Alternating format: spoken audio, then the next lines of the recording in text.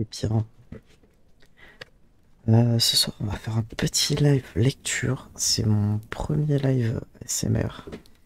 Euh, J'en consomme pas vraiment, donc j'espère que ça vous plaira quand même. Voilà, moi je suis pas très client d'ASMR dans le sens où j'arrive pas à m'endormir quand il y a quelqu'un qui parle un peu comme plein de gens, j'imagine. Mais j'aime bien lire votre voix, du coup je me suis dit, bah tiens, pourquoi pas. Par contre, je suis extrêmement stressé, donc j'espère que je vais pas mettre la merde et bafouiller, ça on verra. Voilà. Juste avant de commencer, est-ce que vous pouvez me dire si le son c'est ok? Genre si le bruit de fond c'est trop fort ou pas assez fort et si ma voix c'est trop fort ou pas assez fort, s'il vous plaît. Comme ça, je règle les trucs comme ça dès le début. Et savoir s'il faut que je chante un petit peu plus ou pas. Et coucou Elodie, oui, nous sommes dimanche. Il y a un des viewers qui t'a fait chier ce matin à cause de ça. Qui sait qui travaille un dimanche soir? Il t'a dit. Le son est bien, ta voix un poil plus fort. Je peux. Attendez, je vais augmenter la sensibilité.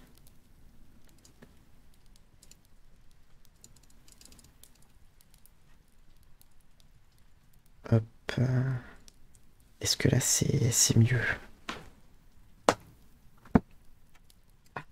Excusez-moi.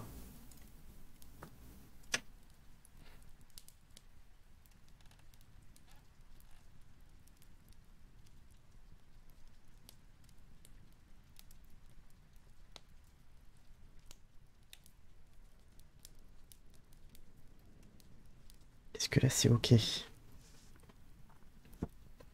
J'allais lancer Test Indique, mais en fait non. D'accord. J'ai vu la notif. Evie, bah bravo. Est-ce que là c'est ok pour la voix? Est-ce que vous entendez le feu qui crépite ou genre pas du tout? Normalement vous entendez, mais c'était pour être sûr.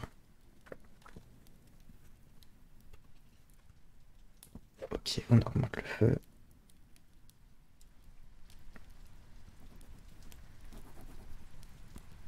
Est-ce que c'est mieux? J'augmente encore.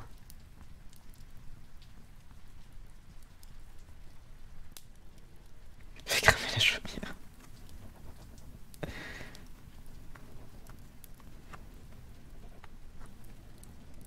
Comme ça je saurai pour la prochaine si c'est ok. Je vais se baisser dans mon casque par contre parce que... Voilà.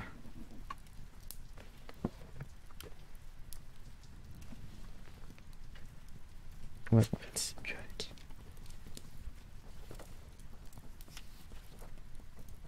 Ça va là pour le feu du coup. Ok, on peut commencer. Ok. Bon, on va commencer par un essai en direct. Ça va aller bien, ça va bien se passer. Donc, on va commencer par le premier Harry Potter à l'école des sorciers. Vive la lecture Pikachu ASMR. Donc je vais chuchoter en lisant le premier Harry Potter. On va pas le finir ce soir, hein, par contre, je vous rassure. Je sais pas du tout combien de temps je vais live, je suis hyper stressé, donc peut-être pas très très très longtemps. Mais on va essayer de, voilà, de bien avancer. Ah oui, alors il n'y a pas les sons ce soir, pas parce que c'est de la SMR, mais du coup, Anna, c'est nickel, tu pourras mettre ton son sur le Discord, il n'y a pas de souci. Merci Anna d'être là. Oui, ça va bien se passer, mais en fait, j'ai peur de bafouiller en vrai. Du coup, il n'y a pas de commande son, il y a normalement pas d'alerte qui font du son. D'ailleurs, à ce sujet, si jamais il y a un sub voilà, dans la soirée ou quoi que ce soit, si je le vois pas et tout ça, les motos pourraient leur dire qu'il n'y a pas d'alerte. Il n'y a pas d'alerte, je crois, pour les subs et pour les cheers, je crois. Parce qu'en fait, il est impossible d'enlever le son, je sais pas pourquoi. Du coup, pas. Du coup, j'ai retiré totalement. Même si tu bafouilles, t'en fais pas, ok. Quoi d'autre? Je crois que c'est tout. Si jamais vous voyez un toutou là, vous pouvez prendre là dans les points de chaîne la canap. Et comme il fait extrêmement chaud, ça m'étonnerait pour qu'il aille sur le canapé. Voilà, je pense que j'ai dit tout ce que j'avais à dire. On peut commencer si vous voulez. Est-ce que vous avez des questions en tête? Sois toi-même et tout ira bien, vie.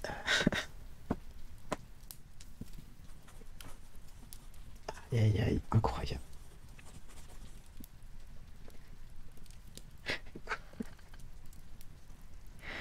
Allez, je vous laisse vous battre. Parce que j'ai une honte de mon micro en fait, je vois rien. Alors, je lis la préface aussi. Hein. Pour Jessica qui adore les histoires, pour Anne qui les adorait aussi, et pour Dee qui a été la première à entendre celle-ci. Chapitre 1. Le survivant. Monsieur et Mrs. Dursley, qui habitaient au 4 Privet Drive, avaient toujours affirmé avec la plus grande fierté qu'ils étaient parfaitement normaux. Merci beaucoup. Jamais quiconque n'aurait imaginé qu'ils puissent se trouver impliqués dans quoi que ce soit d'étrange ou de mystérieux. Ils n'avaient pas de temps à perdre avec des sornettes. Monsieur Dursley, qui dirigeait les Greening, une entreprise qui fabriquait des perceuses. C'était un homme grand et massif qui n'avait pratiquement pas de cou, mais possédait en revanche une moustache d'une belle taille. Mrs. Dursley, quant à elle, était mince et blonde et disposait d'un cou 2 fois plus long que la moyenne, ce qui lui était fort utile pour espionner ses voisins en regardant par-dessus les clôtures des jardins. Les Dursley avaient aussi un petit garçon prénommé Dudley, et c'était à leurs yeux le plus bel enfant du monde. Les Dursley avaient tout ce qu'ils voulaient. La seule chose indésirable qu'ils possédaient, c'était un secret dont ils craignaient plus que tout que l'on découvre un jour. Si jamais quiconque venait d'entendre parler des Potter, ils étaient convaincus qu'ils ne s'en remettraient pas. Mrs. Potter était la sœur de Mrs. Dursley, mais toutes deux ne s'étaient plus vues depuis des années. En fait, Mrs. Dursley faisait comme si elle était fille unique, car sa sœur et son bon à rien de mari étaient aussi éloignés que possible de tout ce qui faisait un Dursley. Les Dursley tremblaient d'épouvante à la pensée que ce qui diraient les voisins si par malheur les Potter se montraient dans leur rue. Ils savaient que les Potter, eux aussi, avaient un petit garçon, mais ils ne l'avaient encore jamais vu. Son existence constituait une raison supplémentaire de tenir les Potter à distance. Il n'était pas question que le petit Dudley se mette à fréquenter un enfant comme celui-là. Merci Anna pour le resub. Il n'y a pas les alertes, mais merci beaucoup. Lorsque Monsieur et Mrs. Dursley s'éveillèrent au matin du mardi où commence cette histoire, il faisait crier triste et rien dans le ciel nuageux ne laissait prévoir que des choses étranges et mystérieuses allaient bientôt se produire dans tout le pays. Monsieur Dursley fredonnait un air en nouant sa cravate la plus sinistre pour aller travailler, et Mrs. Dursley racontait d'un ton badin les derniers potins du quartier en s'efforçant d'installer sur sa chaise de bébé le jeune Dudley qui braillait de toute la force de ses poumons. Aucun d'eux ne remarqua la grosse chouette hulotte au plumage mordoré qui volta devant la fenêtre. À 8h30, M. Dursley prit son attaché case, déposa un baiser sur la joue de Mrs. Dursley et essaya d'embrasser Dudley, mais sans succès, car celui-ci était en proie à une petite crise de colère et s'appliquait à jeter contre les murs de la pièce le contenu de son assiette de céréales. Sacré petit bonhomme, gloussa M. Dursley en quittant la maison. Il monta dans sa voiture et recula le long de l'allée qui menait à sa maison. Ce fut au coin de la rue qu'il remarqua pour la première fois un détail insolite. Un chat qui lisait une carte routière. Pendant un instant, M. Dursley ne comprit pas bien ce qu'il venait de voir. Il tourna alors la tête pour regarder une deuxième fois. Il y vit bien un chat tigré assis au coin du Privet Drive, pas la moindre trace de la carte routière. Qu'est-ce qui avait pu lui passer par la tête? Il avait dû se laisser abuser par un reflet du soleil sur le trottoir. M. Dursley cligna des yeux et regarda fixement le chat. Celui-ci soutint son regard. Tandis qu'il tournait au coin de la rue et s'engagea sur la route, M. Dursley continua d'observer le chat dans son rétroviseur. L'animal était en train de lire la plaque qui indiquait « Privet Drive ». Mais non, voyons, il ne lisait pas. Il regardait la plaque. Les chats sont incapables de lire des cartes ou des écriteaux. M. Dursley se ressaisit et chassa le chat tigré de son esprit. Durant le trajet qui le menait vers la ville, il concentra ses pensées sur la grosse commande de perceuse qu'il espérait obtenir ce jour-là. Mais lorsqu'il parvint aux abords de la ville, quelque chose d'autre chassa les perceuses de sa tête. Assis au milieu des habituels embouteillages du matin, Il fut bien forcé de remarquer la présence de plusieurs passants vêtus d'une étrange façon. Ils portaient des capes. M. Dursley ne supportait pas que les gens s'habillent d'une manière extravagante. Les jeunes avaient parfois de ces accoutrements. Il pensa qu'il s'agissait d'une nouvelle mode particulièrement stupide. Il pianota sur le volant de sa voiture et son regard rencontra un groupe de ces olibrius qui se chuchotaient des choses à l'oreille d'un air surexcité. M. Dursley s'irrita en voyant que l'un des deux n'était pas un jeune du tout. Cet homme là-bas était sûrement plus âgé que lui, ce qui ne l'empêchait pas de porter une cape vert émeraude. Quelle impudence! M. Dursley pensa alors qu'il devait y avoir une animation de rue. Ces gens étaient probablement là pour collecter de l'argent au profit d'une œuvre quelconque.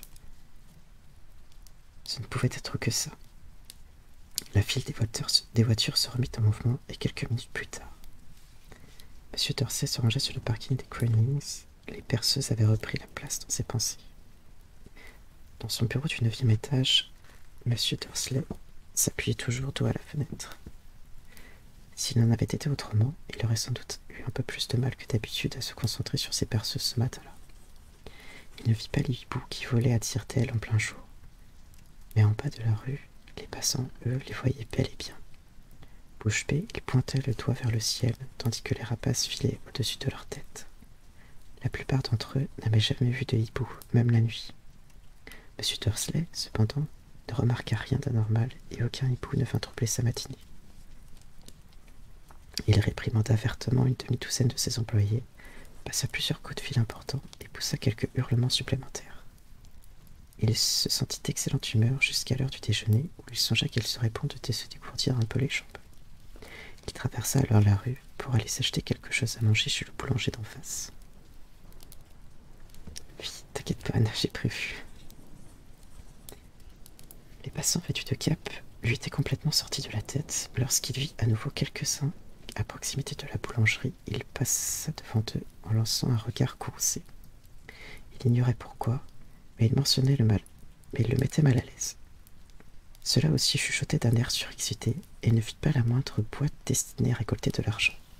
Quand il sortit de la boutique avec un gros beignet enveloppé dans un sac, il entendit quelques mots de leur conversation. Les Potter, c'est ça, c'est ce que j'ai entendu dire. Oui, leur fils, Harry.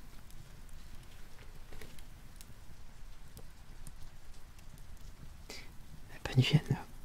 Il tourna vers la tête les gens qui chuchotaient comme s'ils s'apprêtaient à leur dire quelque chose, mais il se ravisa. Il traversa la rue en toute hâte, se dépêcha de remonter dans son bureau, ordonna d'un ton sec à sa secrétaire de ne pas le déranger, saisit son téléphone et avait presque fini de composer le numéro de sa maison lorsqu'il changea d'avis. Il reposa le combiné et se caressa la moustache. Il réfléchissait. Décidément, il était idiot. Potter n'était pas un nom si rare. Qui pouvait être sûr... Attendez. On pouvait être sûr qu'un grand nombre de Potter avait un fils prénommé Harry. Quand il y repensait, il n'était pas certain que son neveu se prénomme véritablement Harry. Il n'avait même jamais vu cet enfant. Après tout, il s'appelait peut-être Harvey ou Harold. Il était inutile que Mrs. Dursley t'inquiétait Mrs. Dursley pour si peu. Toute allusion à sa sœur la mettait dans un tel état, et il ne pouvait pas lui en vouloir. Si lui-même avait eu une sœur comme celle-là, même tous ces gens vêtus de cape. Cet après-midi-là, il fut beaucoup plus difficile de se concentrer sur ses perceuses, et lorsqu'il quitta les bureaux à 5 heures, il était encore si préoccupé qu'il heurta quelqu'un devant la porte. Navré, grommela-t-il au vieil homme minuscule qu'il avait manqué de faire tomber. Il se passa quelques secondes avant que M. Dursley se rende compte que l'homme portait une cape violette.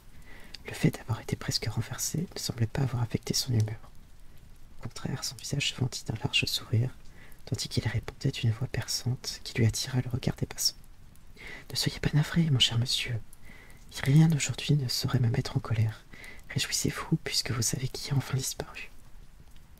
Même les moldus, comme vous, devraient fêter cet heureux, très heureux jour. Merci pour le follow. » Le vieil homme prit alors M. Dursley par la taille et le serra contre lui avant de poursuivre son chemin. M. Dursley resta bloqué sur place. Quelqu'un qu'il n'avait jamais vu venait de le prendre dans ses bras. Il l'avait appelé Moldu, ce qui n'avait aucun sens. Il en était tout retourné et se dépêcha de remonter dans sa voiture. Il prit alors le chemin de sa maison, espérant qu'il avait été victime de son imagination. C'était bien la première fois qu'il espérait qu'une chose pareille, car il détestait tout ce qui était trait à l'imagination. Lorsqu'il s'engagea dans l'allée du numéro 4 de sa rue, la première chose qu'il vit, et qui n'améliora pas son humeur, ce fut le chat tigré qu'il avait déjà remarqué le matin même. À présent, l'animal était assis sur le mur de son jardin. Il était sûr qu'il s'agissait bien du même chat. Il reconnaissait les dessins de son pelage autour des yeux. « Allez, oust !» s'exclama M. Dursley. Le chat ne bougea pas. Il se contenta de le regarder d'un air sévère. M. Dursley se demandait si c'était un comportement normal pour un chat. Essayant de reprendre contenance, il entra dans sa maison, toujours décidé à ne rien révéler à sa femme. Mrs. Dursley avait passé une journée agréable et parfaitement normale. Au cours du dîner, elle lui raconta tous les problèmes que la voisine d'à côté avait avec sa fille et lui signala également que Dudley avait appris un nouveau mot, « veut pas ». M. Dursley s'efforça de se conduire le plus normalement du monde et après que Dudley eut été mis au lit, il entra juste à temps dans le salon pour voir la fin du journal télévisé. D'après des témoignages venus de diverses régions, il semblerait que des hiboux se soient comportés d'une bien étrange manière au cours de la journée, dit le présentateur. Normalement, les hiboux sont des rapaces nocturnes qui attendent la nuit pour chasser leurs proies. Il est rare d'en voir en plein jour. Or, aujourd'hui, des centaines de témoins ont vu des oiseaux voler un peu partout depuis le lever du soleil. Les experts interrogés ont été incapables d'expliquer les raisons de ce changement de comportement pour le moins étonnant. Voilà qui est bien mystérieux, conclut le présentateur en s'autorisant un sourire. Et maintenant, voici venue l'heure de la météo, avec les prévisions de Jing McGuffin. Alors Jim, est-ce qu'on doit attendre quelques chutes de hibou au cours de la nuit prochaine? Ça, je serais bien incapable de vous le dire, Ted, répondit l'homme de la météo. Mais sachez en tout cas que les hiboux n'ont pas été les seuls à se comporter d'étranges manières. Les téléspectateurs, qui habitent dans des régions aussi éloignées que l'une de l'autre que le Kent et le Yorkshire, et la côte est de l'Écosse m'ont téléphoné pour me dire qu'au lieu des averses que j'avais prévues pour aujourd'hui, ils ont vu une véritable pluie d'étoiles filantes. Peut-être s'agissait-il des feux de joie de la nuit du 5 novembre, bien que ce ne soit pas encore la saison. Quoi qu'il en soit, vous pouvez être sûr que le temps de la nuit prochaine sera très humide. M. Dursley se figea dans son fauteuil. Plus d'étoiles filantes dans tout le pays, des hiboux qui volent en plein jour, des gens bizarres vêtus de capes, et ces murmures sur les poteurs. Mrs. Dursley entra dans le salon avec 2 tasses de thé. Décidément, il y avait quelque chose qui n'allait pas. Il fallait lui en parler. M. Dursley, un peu nerveux, s'éclaircit la gorge. « Pétunia, ma chérie, dit-il, tu n'as pas eu de nouvelles de ta sœur récemment ?» Comme il s'y attendait, son épouse parut choquée et furieuse. Elle faisait toujours semblant de ne pas avoir de sœur. « Non, répondit-elle sèchement. Pourquoi ? Ils ont dit un truc bizarre à la télé, grommela M. Dursley. Des histoires de hiboux, d'étoiles filantes. Il y avait tout un tas de gens qui avaient un drôle d'air aujourd'hui. Et alors, lança Madame Dursley. Rien, je me disais que peut-être ça avait quelque chose à voir avec sa bande. Mrs. Dursley retroussa les lèvres en buvant son thé à pleine gorgée. Son mari se demandait s'il allait lui oser lui parler, qu'il avait entendu prononcer le nom des Potter. Il préféra s'en abstenir. D'un air aussi détaché que possible, il dit « Leur fils, il a à peu près le même âge que Dudley, non ?»« J'imagine, répliqua Mrs. Dursley avec raideur. « Comment s'appelle-t-il déjà? Howard, c'est ça ?»« Harry. Un nom très ordinaire, très désagréable si tu veux mon avis. »« Ah oui, répondit M. Dursley, en sentant son cœur s'arrêter. Oui, je suis d'accord avec toi. » Il ne dit pas un mot de plus à ce sujet, tandis qu'il montait l'escalier pour aller se coucher. Pendant que Mrs. Dursley avait dans la salle de bain, M. Dursley se glissa vers la fenêtre de la chambre et jeta un coup d'œil dans le jardin. Le chat était toujours là. Il regardait dans la rue comme s'il s'attendait quelqu'un. M. Dursley imaginait-il des choses? Tout cela avait-il un lien avec les Potter? Si c'était le cas, il s'avérait qu'il était parent avec des... Il ne pourrait jamais le supporter. Les Dursley se mirent au lit. Mrs. Dursley s'endormit très vite, mais son mari restait éveillé, retournant dans sa tête les événements de la journée. La seule pensée qui le consola avant de sombrer enfin dans le sommeil ce fut que même si les Potter avaient vraiment quelque chose à voir avec ce qui s'était passé, il n'y avait aucune raison pour que lui et sa femme en subissent les conséquences. Les Potter savaient parfaitement que Pétunia et lui ne pensaient que de pensaient ce que de... Attendez. Les Potter savaient parfaitement ce que Pétunia et lui pensaient des gens de leurs espèces. Ils ne le voyaient pas comme eux, tous deux pourraient être mêlés à leurs histoires. Il bâilla et se retourna. Rien de tout ça ne pourrait les affecter. Et il avait grand tort de penser ainsi. Attendez, je sais pas.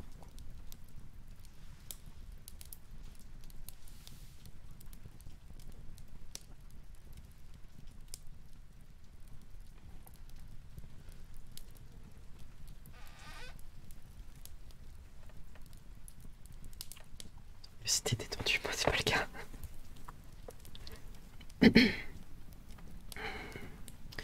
Tandis que M. Dursley se laissait emporter dans un sommeil quelque peu agité, le chat sur le mur, lui, ne montrait aucun signe de somnolence. Il restait assis, immobile comme une statue, fixant de ses yeux grands ouverts le coin du Private Drive. Il n'eut pas la moindre réaction lorsqu'une portière de voiture claqua dans la rue voisine, ni quand deux hiboux passèrent au-dessus de sa tête. Il était presque minuit quand il bougea enfin. Un homme apparut à l'angle de la rue et que le chat avait observé pendant tout ce temps. Il apparut si soudainement, dans un tel silence qu'il semblait avoir jailli du sol. La queue du chat frémit, ses yeux se rétrécirent. On n'avait encore jamais vu dans Prairie quelque chose qui ressemblait à cet homme. Il était grand, mince et très vieux, et en juger par la couleur argentée de ses cheveux et de sa barbe qui lui descendait jusqu'à la taille. Il était vêtu d'une longue robe, d'une cape violette qui balayait le sol, et chaussait des bottes à hauts talons munies de boucles. Ses yeux bleus et brillants, étincelants derrière des lunettes de demi-lune, et son long nez crochu donnait l'impression d'avoir été cassé au moins 2 fois. Cet homme s'appelait Albus Dumbledore. Albus Dumbledore n'avait pas l'air de se rendre compte qu'il venait d'arriver dans une rue où tout en lui, depuis son nom jusqu'à ses bottes, ne pouvait qu'être indésirable. Il était occupé à chercher quelque chose dans sa longue cape, mais semblait s'apercevoir qu'il était observé, car il leva brusquement les yeux vers le chat qui avait toujours le regard fixé sur lui à l'autre bout de la rue. Pour une raison quelconque, la vue du chat parut l'amuser. Il eut un petit rire en marmonnant. J'aurais dû m'en douter. Il avait trouvé ce qu'il cherchait dans sa poche intérieure. Il s'agissait d'un briquet en argent. Il en releva le capuchon, le tendit au-dessus de sa tête et l'alluma. Le réverbère le plus proche s'éteignit alors dans un petit claquement. L'homme alluma de nouveau le briquet, le réverbère suivant s'éteignit à son tour. 12 fois, il actionna ainsi l'éteignoir, jusqu'à ce qu'il n'en reste plus aucune lumière dans la rue, à part 2 points minuscules qui brillaient au loin. C'étaient les yeux du chat, toujours fixés sur lui.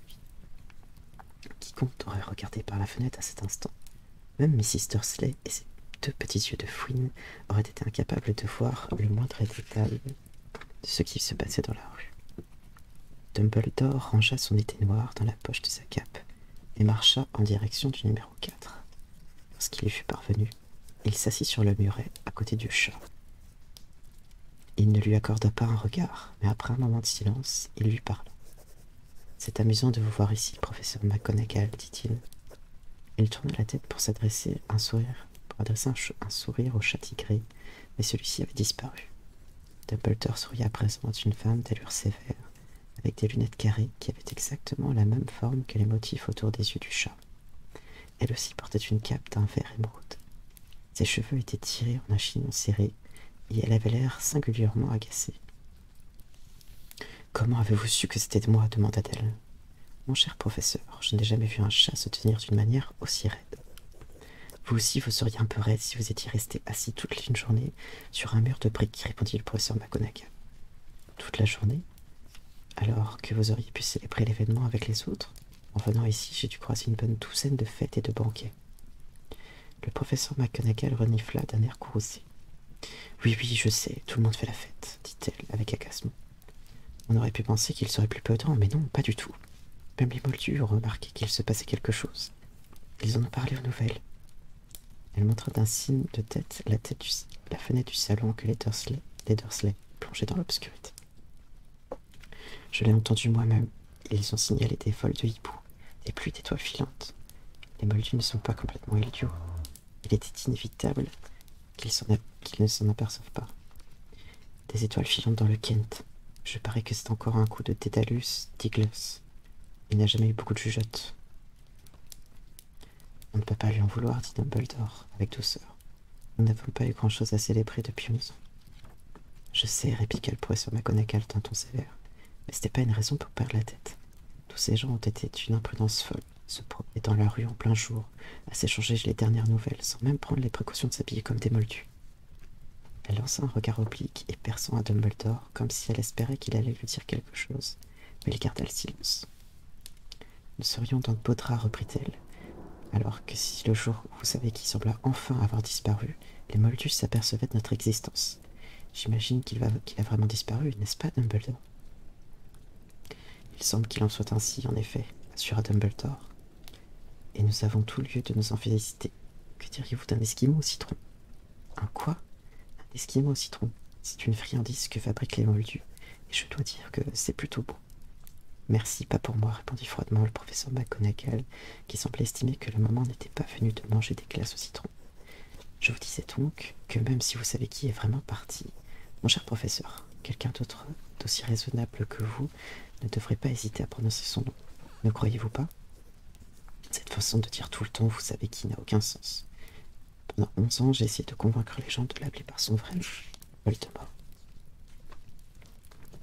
Le professeur McGonagall fit la grimace, mais Dumbledore, qui avait sorti 2 esquimaux au citron, ne paraît pas le remarquer. Si nous continuons à dire vous savez qui, nous allons finir par créer la confusion. Je ne vois aucune raison d'avoir peur de prononcer le nom de Voldemort. Je sais bien que vous n'en voyez pas, répliqua le professeur McGonagall, qui semblait à moitié exaspéré, à moitié admiratif.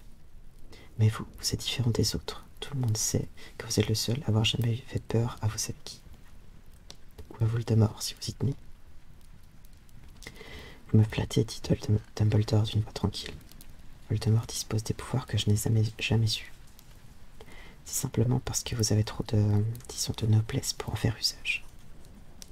Heureusement qu'il fait nuit, je n'ai jamais autant rougi depuis le jour où Madame Pomme-Fraîche m'a dit qu'elle me trouvait mes nouveaux cache-oreilles ravissants. Le professeur McGonagall lança un regard perçant à Dumbledore. Les hiboux, ce n'est rien comparé aux rumeurs qui circulent, déclara-t-elle. Vous savez ce que tout le monde dit, les raisons de sa disparition, ce qui a fini par l'arrêter. Le professeur McGonagall venait d'apporter le sujet qui lui tenait le plus à cœur, la véritable raison qu'il avait décidé à attendre toute la journée, assis sur un mur glacial. Car jamais un chat ni une femme n'aurait fixé Dumbledore d'un regard aussi pénétrant que celui du professeur en cet instant. À l'évidence, elle n'avait pas l'intention de croire que ce que tout le monde disait, tant que Dumbledore ne lui aurait pas confirmé qu'il s'agissait bien de la vérité. Dumbledore, cependant, était occupé à choisir un autre esquimau et ne lui répondit pas. Ce qu'ils disent, poursuivit le professeur McGonagall, c'est que Voldemort est venu hier soir à Godric's Hollow pour y chercher les Potter. D'après la rumeur, Lily et James Potter sont... Enfin, on dit qu'ils sont morts. Dumbledore inclina la tête. Le professeur McGonagall avait du mal à reprendre sa respiration. Lily et James, je n'arrive pas à y croire. Je ne voulais pas l'admettre, Albus. Dumbledore tendit la main et lui tapota l'épaule. Je sais, dit-il gravement. Et ce n'est pas tout, reprit le professeur McGonagall d'une voix tremblante. On dit qu'ils ont essayé de tuer Harry, le fils des Potter. Mais il en a été incapable. Il n'a pas réussi à supprimer ce bambin. Personne ne sait pourquoi ni comment. Mais tout le monde raconte que lorsqu'il a essayé de tuer Harry Potter sans y parvenir, le pouvoir de Voldemort s'est brisé, pour ainsi dire, et c'est pour ça qu'il a disparu. Dumbledore hocha la tête d'un air sombre. C'est vrai, bredouilla le professeur McGonagall. Après tout ce qu'il a fait, tous les gens qu'il a tués, il n'a jamais réussi à tuer un petit garçon. C'est stupéfiant. Rien d'autre n'aurait pu l'arrêter. Mais au nom du ciel, comment se fait-il que Harry ait pu survivre? On ne peut faire que des suppositions, répondit Dumbledore. On ne saura peut-être jamais. Le professeur McGonagall sortit un mouchoir en dentelle et s'essuya les yeux sous ses lunettes. Dumbledore inspira longuement en prenant sa poche montre en or qu'il consulta. C'était une montre très étrange. Elle avait 12 aiguilles, mais pas de chiffres. À la place, il y avait des petites planètes qui tournaient au bord du cadran. Tout cela devait avoir un sens pour Dumbledore, car il remet sa montre dans sa poche en disant « Hagrid est en retard. Mais j'imagine que c'est lui qui vous a dit que je serais ici. » « Oui, admis McGonagall. Je suppose que vous n'avez pas l'intention de me dire pour quelle raison vous êtes venu dans cet endroit précis. Je suis venu confier Harry à sa tante et à son oncle. »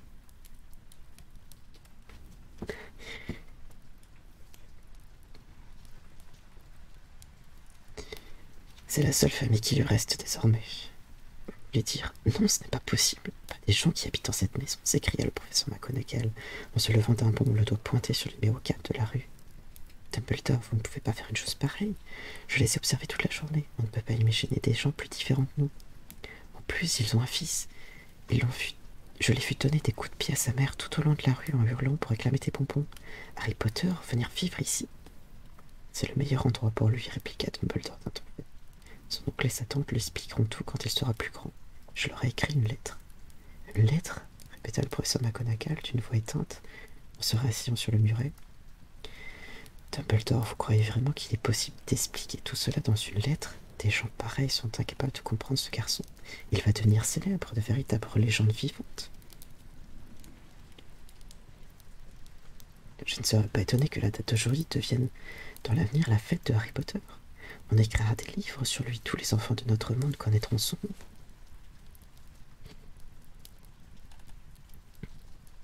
C'est vrai, dit Dumbledore, en le regardant d'un air très sérieux. Par-dessus ses lunettes de demi-lune. Il y aurait de quoi tourner la tête de n'importe quel enfant, être célèbre avant même d'avoir appris à marcher et à parler. Célèbre pour quelque chose dont il ne sera même pas capable de se souvenir. Ne comprenez-vous pas qu'il vaut beaucoup mieux pour lui qu'il grandisse à l'écart de tout cela jusqu'à ce qu'il soit prêt à l'assumer? Le professeur McGonagall ouvrit la bouche. Elle parut changer d'avis, avala sa salive et répondit. Oui, oui, bien sûr, vous avez raison. Mais comment cet enfant va-t-il arriver jusqu'ici, Dumbledore? Elle regarda soudain sa cape comme s'il pensait que Harry pouvait être caché dessous. C'est Hagrid qui doit l'emmener, dit Dumbledore. Est-ce que vous croyez qu'il est sage de confier une tâche aussi importante à Hagrid? Je ne confierai ma propre vie à Hagrid, sur Dumbledore.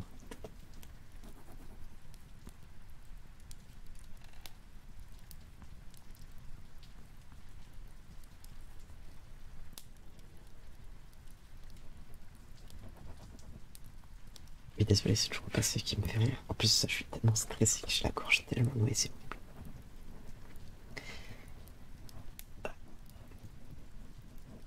Oui, c'est un peu ça le fou rire. C'est Hagrid qui doit l'emmener, dit Dumbledore. Vous croyez qu'il est sage de confier une tâche aussi importante à Hagrid? Je confierai ma propre vie à Hagrid, assura Dumbledore. Je ne dis pas qu'il manque de cœur, lui répondit le professeur McGonagall avec réticence. Mais reconnaissez qu'il est passablement négligent, il a tendance à... Qu'est-ce que c'est que ça? Un grondement sourd avait brisé le silence de la nuit. Le bruit augmenta d'intensité, tandis qu'il scrutait la rue des deux côtés pour essayer d'apercevoir la lueur d'un phare. Le grondement se transforma en pétarade au-dessus de leur tête. Ils levèrent alors les yeux et virent une énorme moto tomber du ciel et atterrir devant eux sur la chaussée.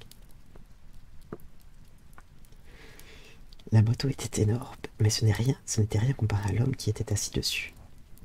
Il était à peu près 2 fois plus grand que la moyenne, et au moins 5 fois plus large. Il était même tellement grand qu'on avait peine à le croire. On aurait dit un sauvage, avec ses longs cheveux noirs en broussailles, sa barbe qui cachait presque entièrement son visage, ses mains de la taille de couvercle de poubelle et ses pieds chaussés de bottes en cuir qui avaient l'air de bébés dauphins. L'homme tenait un tas de couvertures dans ses immenses mains musclées. Hagrid dit Dumbledore avec soulagement. Voilà enfin, où avez-vous déniché cette moto? Elle est empruntée, professeur.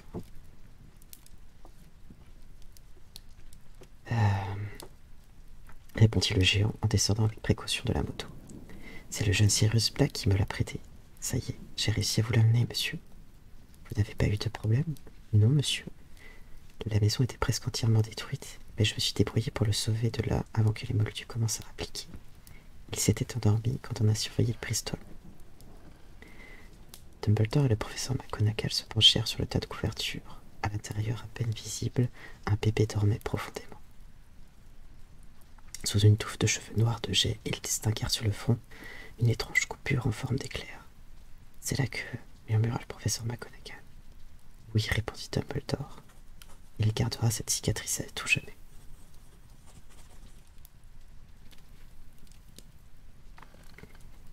Et merci pour le follow. Vous ne pourriez pas arranger ça, Dumbledore? Même si je pouvais, je ne le ferais pas. Les cicatrices sont parfois utiles.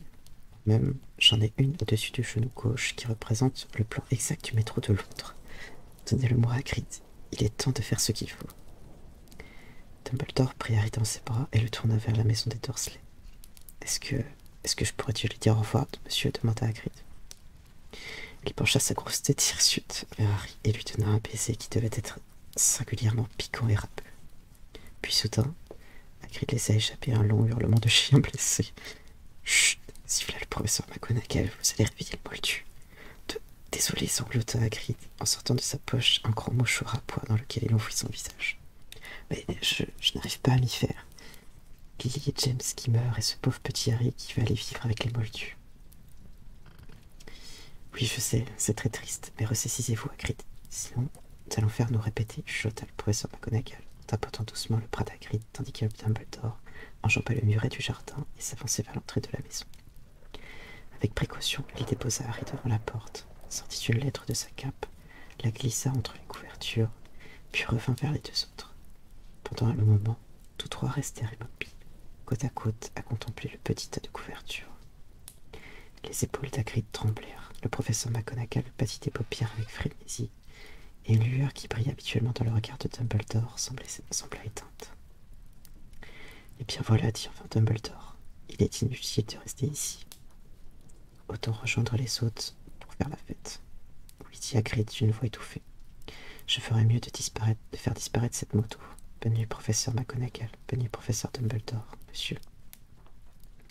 Essuyant d'un revers de manche, ses yeux ruisselants de larmes, Hagrid enfourcha la moto et mit le moteur en route dans un fondissement. La moto s'éleva dans les airs et disparut dans la nuit. À bientôt, j'imagine, professeur McGonagall, dit Dumbledore avec un signe de tête. Pour toute réponse, le professeur McGonagall se moucha. Dumbledore fit volte-face et s'éloigna le long de la rue. Il s'arrêta au coin et prit dans sa poche l'épée noire d'argent. Il l'actionna une seule fois et une douzaine de boules lumineuses regagnèrent aussitôt les réverbères. Privet Drive soudain peigné d'une lueur orangée et Dumbledore distingua la silhouette d'un chat tigré qui tournait à l'angle de la rue. Il aperçut également le tas de couvertures devant la porte du numéro 4. Bonne chance, Harry. Il se retourna et disparut dans un bruissement de cap. Une brise agita les haies bien taillées du Privet Drive.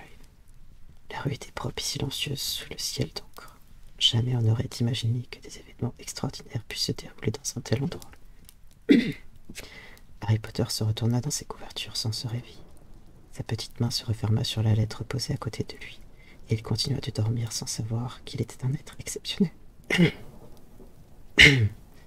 Sans savoir s'il était déjà célèbre, sans savoir non plus que dans quelques heures, il serait réveillé par le cri de Mrs. Dursley qui ouvrirait la porte pour sortir les bouteilles de lait, et pendant des semaines, il serait piqué et pincé par son cousin Dudley.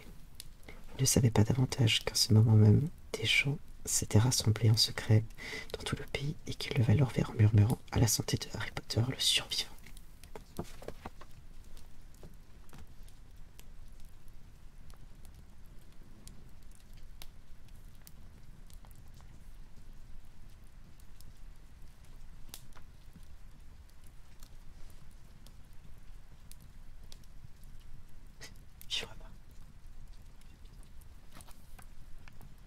Je suis désolé de lecture.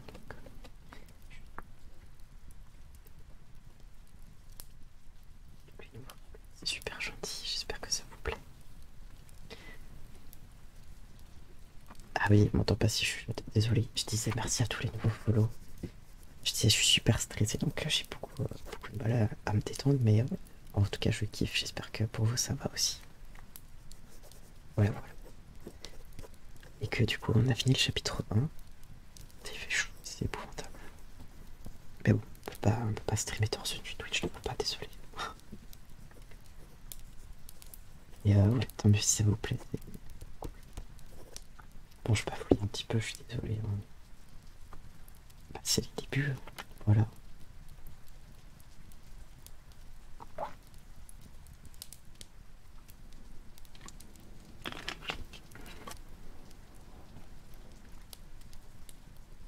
Taz, il est au bout de sa vie sur le tapis rafraîchissant aussi, du coup je pense pas vous le verrez sur le canapé. Ah là là.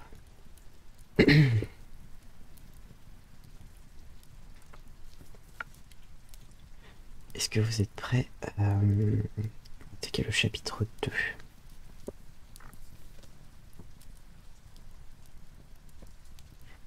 Let's go.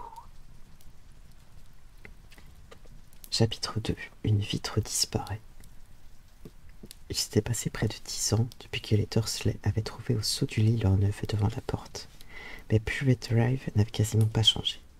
Ce jour-là, le soleil se leva sur les mêmes petits jardins. Propet en faisait étinceler la plaque de cuivre que portait le numéro 4 à l'entrée de la maison des Dursley. La lumière du matin s'infiltrait dans un living room exactement semblable à quelques détails près à celui où M. Dursley avait appris par la télévision le fameux vol de hibou de sinistre mémoire.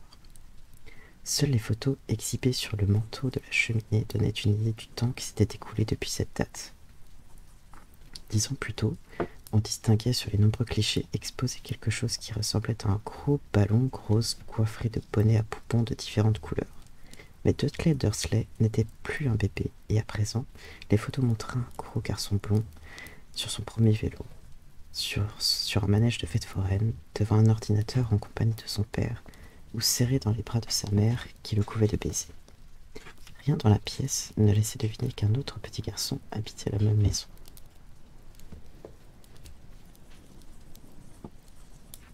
Le pauvre Taz, il allait s'éclater sur le carrelage. Et pourtant, Harry Potter était toujours là, encore endormi pour le moment, mais plus pour longtemps, car sa tante Pétunia était bien réveillée, et ce fut sa voix perçante qui rompit pour la première fois le silence du matin. « Allez, debout, immédiatement !» Harry se réveilla en sursaut. Sa tante tambourinait à la porte. « Debout !» hurla-t-elle de sa voix suraiguë. Harry l'entendit s'éloigner vers la cuisine et poser une poêle sur la cuisinière. Il se tourna sur le dos et essaya de se rappeler le rêve qu'il était en train de faire. C'était un beau rêve, sur une moto qui volait. Il eut l'étrange impression d'avoir déjà fait le même rêve auparavant. Sa tante était revenue derrière la porte. « Ça y est, t'es levé ?» demanda-t-elle. « Presque » répondit Harry. « Allez, dépêche-toi. Je veux que tu surveilles le bacon. Ne le laisse surtout pas brûler. Tout doit être absolument parfait pour le jour de l'anniversaire de Dudley. » Harry émit un grognement. « Qu'est-ce que tu dis ?» glapit sa tante derrière la porte. « Rien, rien. » L'anniversaire de Dudley, comment avait-il pu l'oublier? Harry se glissa lentement hors du lit et chercha ses chaussettes. Il en trouva une paire sous le lit, et après avoir chassé l'araignée qui s'y était installée dans l'une d'elles, il les enfila. Harry était habitué aux araignées. Le placard sous l'escalier en était plein. Or, c'est là qu'il y dormait. Lorsqu'il eut fini de s'habiller, il sortit dans le couloir et alla dans la cuisine. Il avait presque entièrement disparu sous une montagne de cadeaux. Apparemment, Dudley avait eu le nouvel ordinateur qu'il désirait tant, sans parler de la deuxième télévision et du vélo de course. La raison pour laquelle Dudley voulait un vélo de course restait mystérieuse aux yeux de Harry, car Dudley était très gros et détestait faire du sport, sauf bien sûr lorsqu'il s'agissait de boxer quelqu'un. Son punching ball préféré, c'était Harry, mais il était rare qu'il parvienne à l'attraper. Même s'il n'en avait pas l'air, Harry était très rapide. Peut-être était-ce parce qu'il vivait dans un placard. En tout cas, Harry avait toujours été petit et maigre pour son âge. Il paraissait d'autant plus petit et maigre qu'il était obligé de porter les vieux vêtements de Dudley, qui étaient à peu près 4 fois plus gros que lui. Harry avait un visage mince, des genoux noueux, des cheveux noirs et les yeux d'un vert brillant. Il portait des lunettes rondes qu'il avait fallu rafistoler avec du papier collant à cause de nombreux coups de poing de Dudley que lui avait donné sur le nez. La seule chose que Harry aimait bien dans son apparence physique, c'était la fine cicatrice qu'il portait sur le front et qui avait la forme d'un éclair. Aussi loin que remontaient ses souvenirs, il avait toujours eu cette cicatrice, et la première question qu'il se rappelait avoir posée à sa tante Pétunia, c'était comment était-elle venue? Dans l'accident de voiture qui a tué tes parents, avait-elle répondu? Ne pose pas de questions. Ne pose pas de questions, c'était la première règle à observer s'il voulait vivre tranquille chez Dursley. L'oncle Vernon entra dans la cuisine au moment où Harry retournait les tranches de bacon à la poêle. Pas de peigner, aboya M. Dursley en guise de bonjour. Une fois par semaine environ, l'oncle Vernon levait les yeux dans son journal pour crier haut et fort que Harry avait besoin de se faire couper les cheveux. Harry s'était fait couper les cheveux plus souvent que tous ses camarades de classe réunis, mais on ne voyait pas la différence. Il continuait à pousser à leur guise, c'est-à-dire dans tous les sens. Harry était en train de faire cuire les œufs au plat lorsque Dudley arriva dans la cuisine en compagnie de sa mère. Dudley ressemblait beaucoup à l'oncle Vernon. Il avait une grosse figure rose, un cou presque inexistant, des petits yeux bleus et humides, d'un épais cheveu blond qui s'éclatait au sommet de sa tête épaisse et grasse. La tante Pétunia disait souvent que Dudley avait l'air d'un chérubin, et Harry disait souvent qu'il avait l'air d'un cochon avec une perruque. Harry essaya de disposer sur la table les assiettes remplies d'œufs au bacon, ce qui n'était pas facile en raison du peu de place qu'il restait. Pendant ce temps, Dudley comptait ses cadeaux. Lorsqu'il eut terminé, ses joues s'affaissèrent. 36, dit-il, en levant les yeux vers ses parents. Ça fait 2 de moins que l'année dernière. Petit chéri, tu n'as pas compté le cadeau de la tante Marge. Regarde, il est là, sous ce gros paquet que papa et maman t'ont offert. D'accord, ça fait 37, dit Dudley, qui commençait à devenir tout rouge. Harry, qui sentait venir une de ces grosses colères dont Dudley avait le secret, s'empressa d'engloutir ses œufs au bacon avant que l'idée vienne à son cousin de renverser la table. De toute évidence, la tante Pétunia avait également senti le danger. Nous allons encore t'acheter 2 autres cadeaux, dit-elle précipitamment, quand nous sortirons tout à l'heure. Qu'est-ce que tu en dis, mon petit agneau? 2 autres cadeaux, ça te va? Dudley réfléchit un bon moment. C'était un exercice difficile. Enfin, il dit lentement. Donc j'en aurai 39, mon canard adoré, lui dit la tante Pétunia. Dans ce cas, ça. Dudley se laissa tomber lourdement sur sa chaise et attrapa le paquet le plus proche. L'oncle Vernon eut un petit rire. Le petit bonhomme en veut pour son argent comme son père. C'est très bien, Dudley, dit-il en ébouriffant les cheveux de son fils. À ce moment, le téléphone sonna et la tante Pétunia alla répondre pendant que Harry et l'oncle Vernon regardaient Dudley déballer le vélo de course, un caméscope, un avion radiocommandé, 16 nouveaux jeux vidéo et un magnétoscope. Il était occupé à déchirer le papier qui enveloppait une montre en or lorsque la tante Pétunia revint dans la cuisine, l'air à la fois furieux et inquiet. Mauvaise nouvelle, Vernon. Mrs. Figg s'est cassé une jambe. Elle ne pourra pas le prendre, dit-elle en montrant Harry d'un signe de tête. Horrifié, Dudley resta bouche bée. Harry, lui, sentait son cœur bondir de joie. Chaque année, le jour de l'anniversaire de Dudley, ses parents l'emmenaient avec un ami dans des parcs d'attractions, au cinéma ou des fast-foods, où il pouvait se gaver de hamburgers. Et chaque année, on confiait Harry à Mrs. Figg, une vieille folle qui habitait un peu plus loin. Harry détestait aller là-bas. Toute la maison sentait le chou, et Mrs. Figg passait son temps à lui montrer les photos de tous les chats qu'elle avait eus. C'est malin, dit la tante Pétunia en jetant un regard furieux à Harry comme s'il était responsable de la situation. Harry savait bien qu'il aurait dû éprouver un peu de compassion pour cette pauvre Mrs. Figg, mais ce n'était pas facile, car il pensait surtout qu'il s'écoulait encore une année entière avant qu'il soit obligé de regarder à nouveau les photos de Pompon, Patounet, Mistigris et Mignonnette. On pourrait peut-être téléphoner à Marge, suggéra l'oncle Vernon. Ne dis pas de bêtises, Vernon. Tu sais bien qu'elle déteste cet enfant. Les Dursley parlaient souvent de Harry de cette façon, en faisant comme s'il n'était pas là. Ou plutôt comme s'il était un être dégoûtant, une sorte de limace incapable de comprendre ce qu'il disait. Et ton amie, comment s'appelle-t-elle déjà? Ah oui, Yvonne. Elle est en vacances à Majorque, répliqua sèchement la tante Pétunia. Vous n'avez qu'à me laisser ici, intervint Harry plein d'espoir. Pour une fois, il pourrait regarder ce qu'il voulait à la télé et peut-être même essayer l'ordinateur de Dudley. On aurait dit que la tante Pétunia venait d'avaler un citron entier. C'est ça, grinça-t-elle. Et quand nous reviendrons, la maison sera en ruine. Je ne ferai pas sauter la maison, assura Harry, mais il ne l'écoutait plus. Nous pourrions peut-être l'emmener au zoo, dit la tante Pétunia, et le laisser dans la voiture, en nous attendant. La voiture est toute neuve, pas question de le laisser dedans.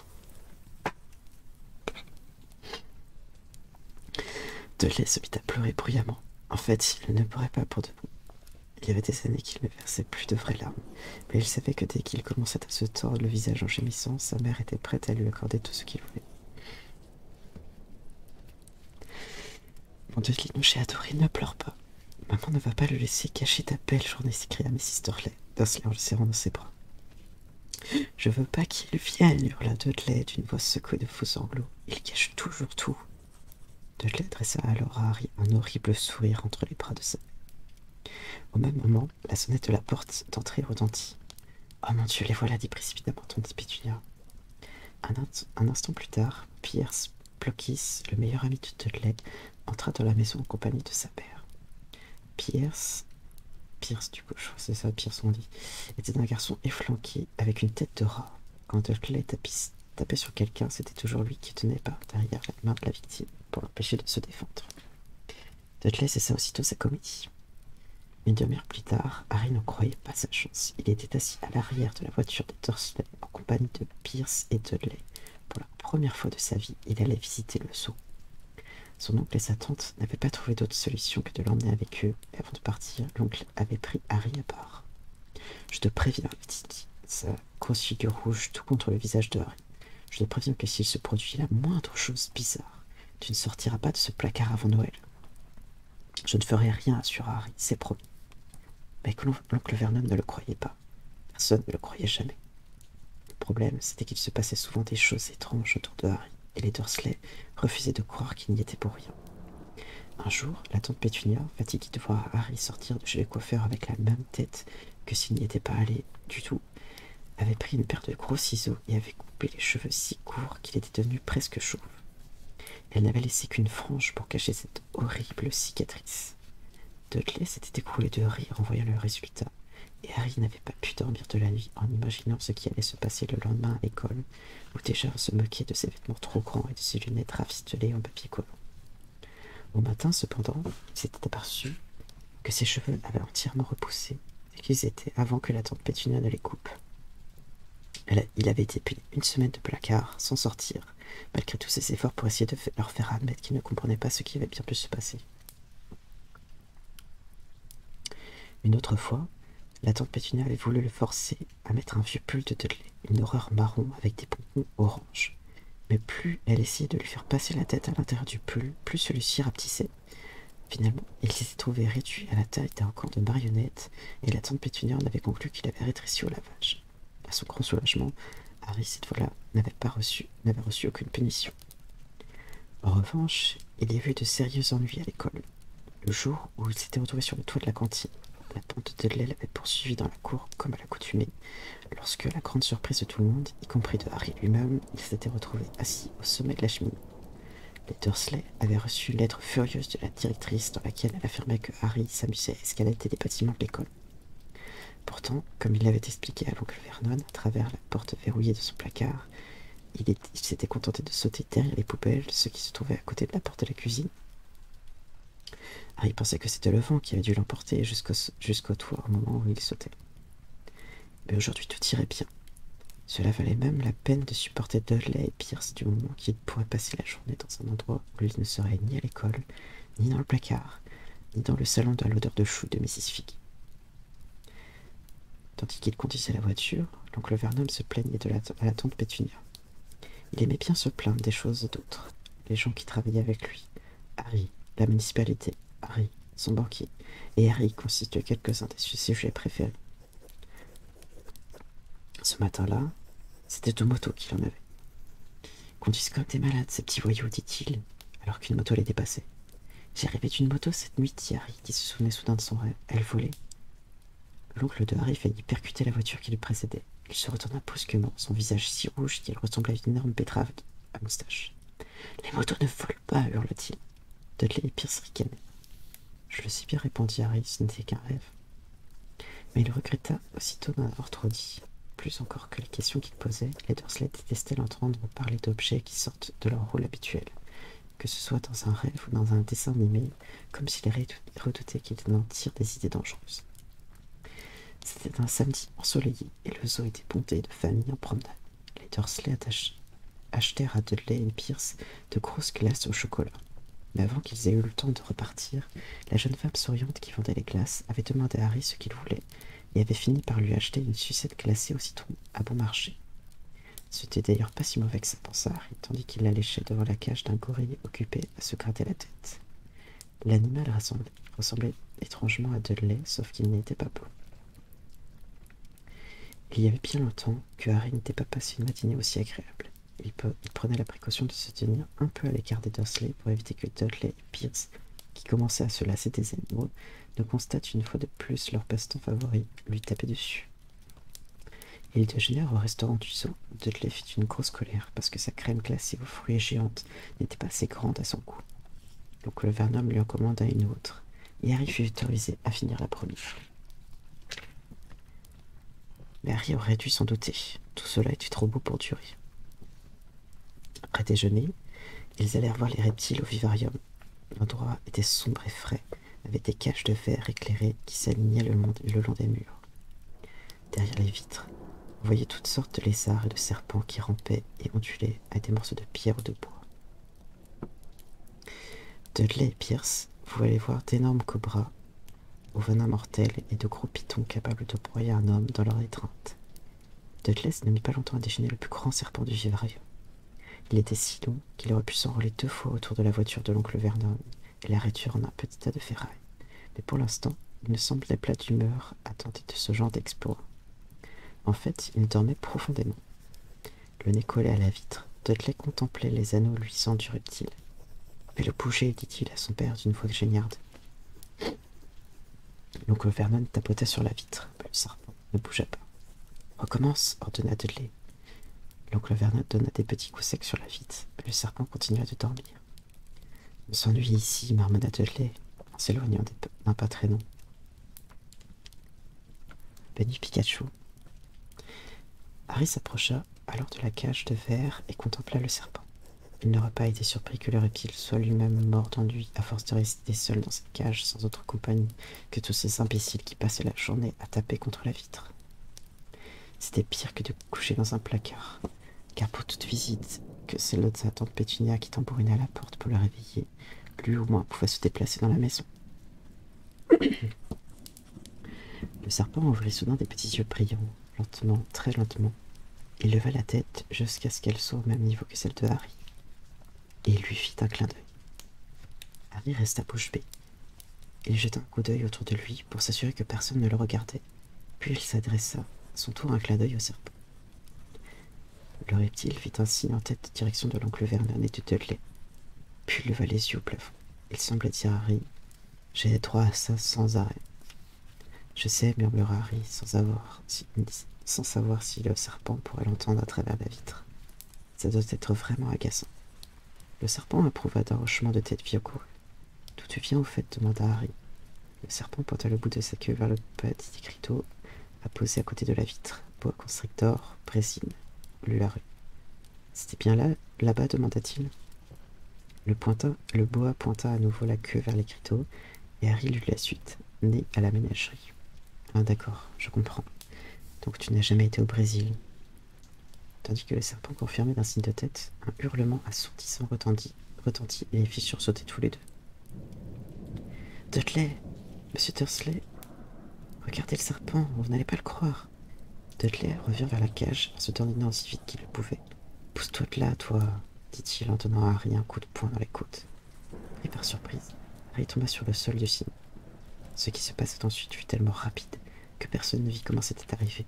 Soudain, alors qu'il se tenait les côtes devant la cage en verre, Pierce et Dudley firent un bond en arrière, poussant un cri d'horreur. Harry se redressa. Le souffle coupé, la vitre qui retenait le boa prisonnier avait disparu. Le lourd serpent se déroula rapidement et quitta sa cage en ondulant sur le sol. Pris de panique, les visiteurs du vivarium se précipitèrent vers la sortie en hurlant de terreur. Au moment où le serpent glissa devant lui, Harry eut l'impression d'entendre une voix basse et sifflante dire « Et maintenant, direction le Brésil, merci, amigo. » Le gardien du vivarium était en état de choc. « La vitre !» répétait-il. « Où est passée la vitre ?» Le directeur du zoo en personne offrit une tasse de thé fort et bien sucré à la tante Pétunia et se confondit en excuses. Pierce et Dudley palpitaient d'un air ahuri. D'après ce que Harry avait pu voir, le serpent ne leur avait fait aucun mal. Il s'était contenté de claquer des mâchoires tout près de leurs mollets pour s'amuser à leur faire peur. Mais quand tout le monde eut repris place dans la voiture de l'oncle Vernon, Dudley raconta que le boa avait failli lui arracher la jambe, tandis que Pierce affirmait qu'il avait essayé de l'étouffer en s'enroulant autour de lui. Mais le pire pour Harry, tout au moins, ce fut lorsque Pierce, qui s'était un peu calmé, dit « Harry a parlé au serpent, pas vrai, Harry ?» L'oncle Vernon entendit attendit que Pierce fût rentré chez lui pour s'en prendre à Harry. Sa fureur était telle qu'il pouvait à peine parler. Il parvint seulement à dire « File, placard, pas bouger, rien à manger. » Puis il s'enfonça dans son fauteuil, et la tante Pétunia se hâta d'aller lui chercher un grand verre de cognac. Beaucoup plus tard, Harry, allongé dans son placard, se désolait de ne pas avoir de montre. Il n'avait aucune idée de l'heure et ne savait pas si les Dursley étaient déjà couchés. Tant qu'il ne dormait pas, il ne pouvait pas se risquer dans la cuisine pour aller chercher discrètement quelque chose à manger. Il avait passé 10 ans chez les Dursley, 10 années sinistres, depuis que ses parents étaient morts dans un accident de voiture alors qu'il n'était encore qu'un bébé. Il ne se souvenait pas d'avoir été dans la voiture lorsque ses parents avaient été tués. Parfois, seul dans son placard, il fouillait dans ses souvenirs pendant des heures entières, et une étrange vision émergeait de sa mémoire. Il revoyait un éclair aveuglant de lumière verte, et se souvenait d'une brûlure douloureuse sur le front. C'était sans doute le choc de l'accident, pensait-il, bien qu'il n'eût aucune idée de l'origine de la lumière verte. Il ne se rappelait rien de ses parents. Son oncle et sa tante ne lui en parlaient jamais. Et bien entendu, il n'avait pas le droit de poser de questions à leur sujet. Il n'y avait même aucune photo d'eux dans la maison. Lorsqu'il était plus jeune, Harry avait souvent rêvé qu'un parent lointain et inconnu vienne le chercher et l'emmène avec lui, mais ce n'était jamais arrivé. Les Dursley étaient sa seule famille. Parfois, cependant, il lui semblait, ou c'était peut-être un simple espoir, que des gens le croisaient dehors et le reconnaissaient. C'étaient d'ailleurs des gens très étranges. Un jour, un homme minuscule coiffé d'un chapeau de forme violet s'était incliné devant lui pendant qu'il faisait ses courses avec avec Dudley et la tante Pétunia. Après lui avoir demandé d'un air furieux s'il connaissait cet homme, la tante Pétunia s'était dépêchée de les faire sortir du magasin sans avoir rien acheté. Un autre jour, dans un bus, une vieille femme échevelée, tout habillée de vert, lui avait fait de grands signes de la main. Récemment encore, un homme chauve, dans un long manteau pourpre, lui avait serré la main dans la rue, puis était reparti sans dire un mot. Plus étrange, c'était que tous ces gens semblaient toujours disparaître dès que Harry essayait de les regarder de plus près. À l'école, Harry n'avait pas d'amis. Tout le monde savait que la bande de Dudley détestait Harry Potter, avec ses vêtements trop grands et ses lunettes cassées. Et personne n'avait envie de déplaire à la bande de Dudley. On a fini le chapitre 2.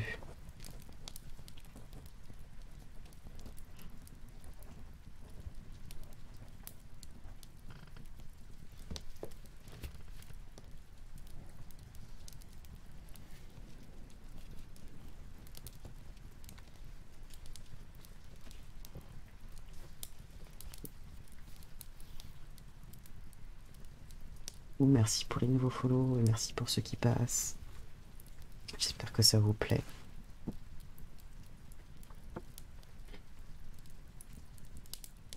Alors, chapitre 3. Oui, bonsoir. Les lettres de nulle part. Pour l'instant, on est toujours dans le monde des moldus.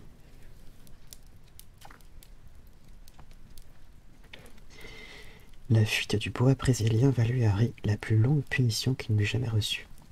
Lorsqu'il fut enfin autorisé à ressortir de son placard, les vacances d'été avaient déjà commencé et Dursley avait eu le temps de casser son nouveau caméscope, d'écraser au sol son avion radio-télécommandé et d'éterner son vélo de course en renversant Mrs. Fee qui traversait plus les trains avec ses béquilles. Harry était content que l'école ait pris fin, mais il n'arrivait pas à échapper à la bande de Dudley qui venait chaque jour à la maison. Pierce, Dennis, Malcolm et Gordon étaient tous grands et stupides, mais comme Dudley était encore plus grand et plus bête qu'eux, c'était lui qui était le chef de la bande. et les autres étaient ravis de pratiquer le sport préféré de Dudley, la chasse au Harry. C'est pourquoi Harry passait le plus de temps possible hors de la maison, à se promener dans les environs en pensant à la fin des vacances qui représenterait pour lui une minuscule lueur d'espoir. Car en septembre, il entrerait au collège, et pour la première fois de sa vie, il ne serait plus dans la même école que Dudley. Dudley irait à Smelting, un collège privé où l'oncle Vernon avait fait ses études. Pierce Polkiss y était également inscrit. Harry, pour sa part, devait se contenter du collège du quartier, Stonewall High. Dudley en était ravi. Là où tu vas, mets la tête de nouveau dans le trou des toilettes, dit-il à Harry. Si tu veux t'entraider, monte avec moi dans la salle de bain. Non merci, répondit Harry. Ces pauvres toilettes n'ont jamais vu quelque chose d'aussi atroce que ta tête. Ça la rendrait malade. Et il prit aussitôt la fuite avant que Dudley ait compris ce qu'il avait dit. Un jour de juillet, la tante Pétunia emmena Dudley à Londres pour lui acheter l'uniforme de sa nouvelle école. Elle déposa Harry chez Mrs. Figg, qui fut moins pénible qu'à l'ordinaire, car elle s'était cassé la jambe en trébuchant sur un de ses chats, qui avait quelque peu refroidi la passion qu'elle leur portait habituellement. Harry fut même autorisé à regarder la télévision en mangeant un gâteau au chocolat qui avait dû séjourner quelques années au fond d'un placard. Le soir, Dudley parada dans le salon pour montrer à toute la famille ses habits flambant neufs. Un fac marron à queue de pie, un pantalon de goff orange et un canotier. Les élèves de Smelting avaient également une canne dont ils se servaient pour se taper dessus quand les professeurs ne le voyaient pas. C'était, paraît-il, une façon de forger le caractère. En contemplant son fils aîné accoutré, l'oncle Vernon déclara que c'était le plus beau jour de sa vie, et la tante Pétunia éclata en sanglots en disant qu'il n'arriverait pas à croire que ce garçon si grand, si élégant, était son petit Dudley adoré. Harry préféra ne rien dire. Il avait l'impression de s'être déjà fait les 2 côtes à force de réprimer son fou rire. Le lendemain matin, au petit déjeuner, une odeur pestilentielle se dégageait d'une grande bassine posée dans l'évier de la cuisine. Harry s'approcha et vit de vieilles guenilles qui flottaient dans une eau grisâtre. « Qu'est-ce que c'est » demanda-t-il à la tante Pétunia. Elle pinça les lèvres, choquée qu'il ait l'audace de poser la question. « C'est ton nouvel uniforme, dit-elle. »« Ah bon » s'étonna Harry en regardant à nouveau la bassine. « Je ne savais pas qu'il fallait les faire tremper dans l'eau. »« Ne fais pas l'idiot, répondit sèchement la tante Pétunia. J'ai tant en gris de vieilles affaires de Dudley, ça te suffira bien comme uniforme. Il ne sera guère différent des autres. » Harry en doutait, mais il était inutile de discuter. Il se demanda à quoi il ressemblerait, là-dedans, le jour de la rentrée. On aurait dit des morceaux de peau arrachés à un vieil éléphant. Dudley et l'oncle Vernon entrèrent dans la cuisine en fronçant le nez à cause de l'odeur que répandait la bassine. Oncle Vernon ouvrit son journal comme à l'ordinaire, et Dudley donna sur la table un coup de sa canne dont il ne se séparait plus. Ils entendirent alors le facteur glisser le courrier dans la boîte aux lettres de la porte d'entrée. « Va chercher le courrier, Dudley, dit l'oncle Vernon sans lever le nez de son journal. « Harry n'a qu'à y aller, Dudley, dit Dudley. Va chercher le courrier, Harry. Dudley n'a qu'à y aller, dit Harry. Donne-lui un coup de canne, Dudley. Harry évita la canne et alla chercher le courrier. Il y avait 3 lettres. Une carte postale de Marge, la sœur de l'oncle Vernon, qui était en vacances sur l'île de White. Une enveloppe de papier craft qui devait être une facture et une lettre pour Harry. Harry la contempla bouche bée. Son cœur faisait de grands bonds dans sa poitrine, comme une pelle en caoutchouc. De toute sa vie, personne, jamais, ne lui avait écrit. D'ailleurs, qui aurait pu le faire? Il n'avait pas d'amis, parents, autres que son oncle et sa tante. Il n'était même pas inscrit à la bibliothèque, ce qui lui évitait de recevoir des mots désagréables exigeant le retour des livres empruntés. Et pourtant, il avait entre ses mains une lettre dont l'adresse ne pouvait prêter à confusion.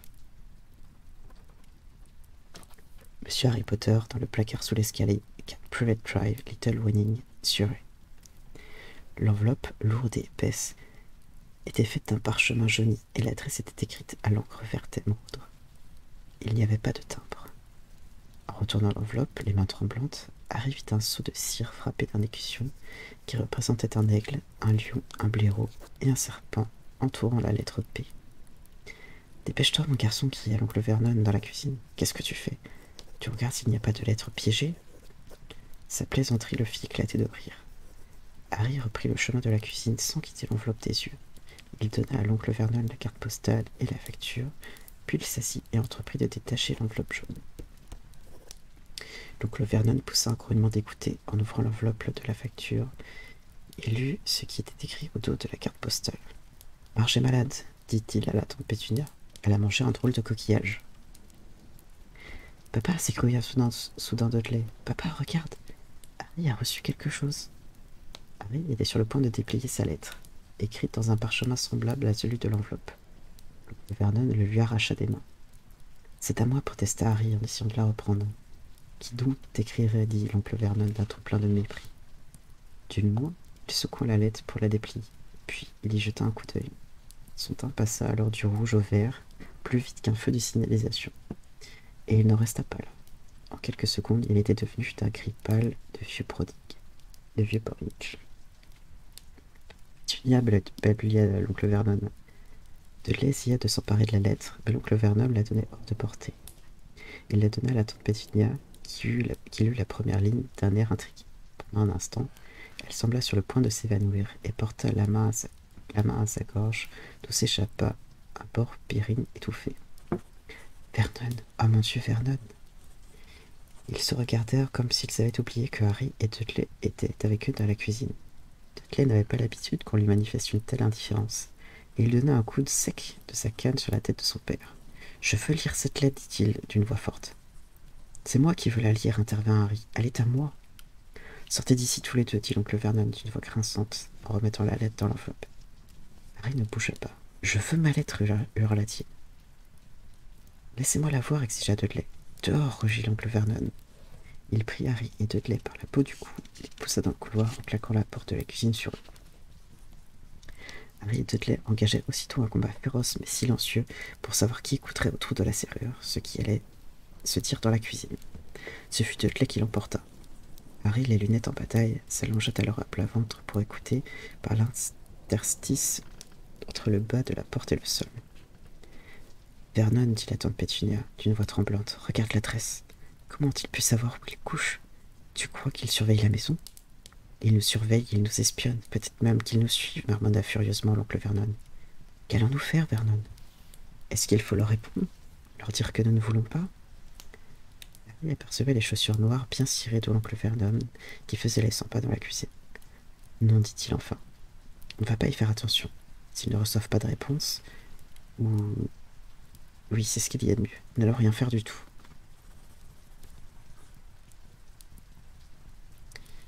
Mais je ne fais pas de ça dans la maison. Attendez, parce que la capcane n'a pas marché. Attendez. Le logiciel s'est fermé.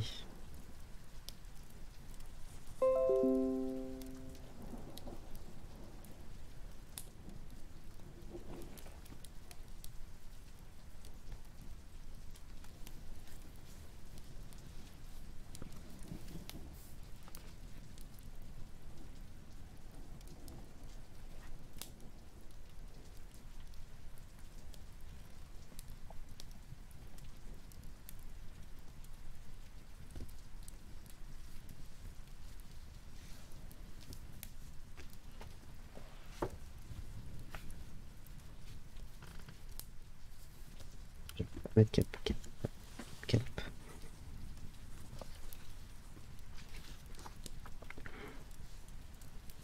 N'allons rien faire du tout, mais je ne veux pas de ça dans la maison Pétunia.